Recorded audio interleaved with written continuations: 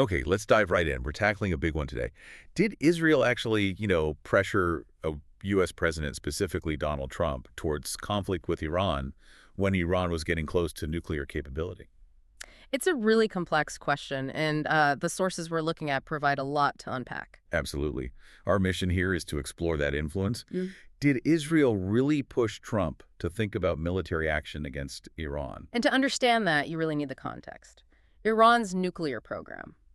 Well, it's been a huge international concern for ages, and for Israel. It's consistently seen and framed as an existential threat. Right. Then you have 2018, Trump pulls the U.S. out of the Iran nuclear deal, the JCPOA, and the sources highlight he specifically cited Israeli intelligence claiming Iran was violating the agreement. Which gets us to the core issue, doesn't it? Was Israel effectively forcing Trump's hand, or were their interests just conveniently aligned at that moment? Exactly. You had Netanyahu in Israel lobbying hard against the deal for years. Publicly, yeah. Very publicly. And Trump had this, well, very strong alliance with Israel, plus influential figures like John Bolton, known hawks, in his administration.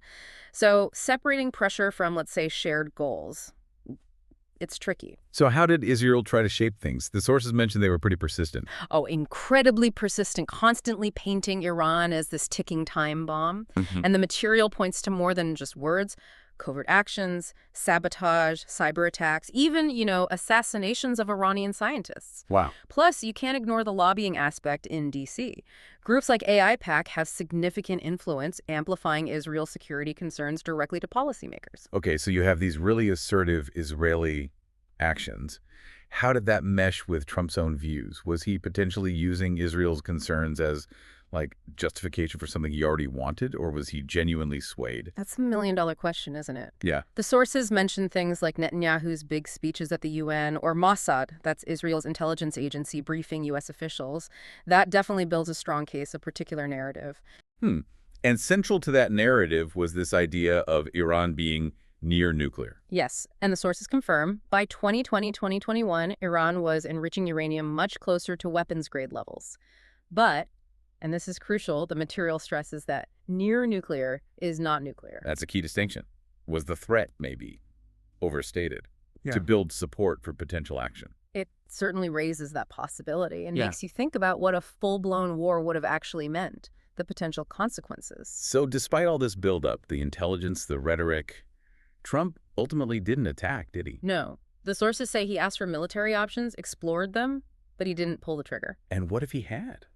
What did the sources suggest the fallout would look like? Well, potentially, Israel gets some breathing room, maybe Trump rallies his base, distracts from domestic problems. But Iran, they could have spun it to look like the victim on the world stage, maybe gain sympathy.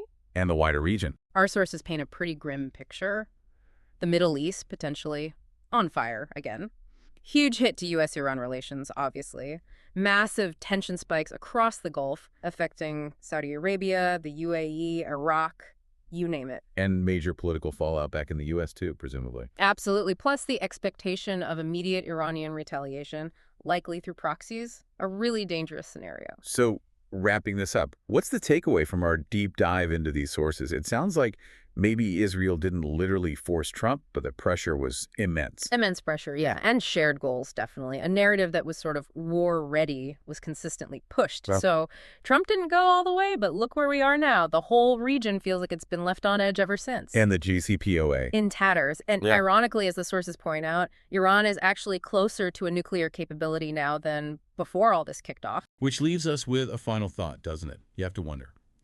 How much of this was truly about immediate security versus, say, political legacies? And maybe, just maybe, is Iran closer to the bomb because of how all this played out? Something to think about.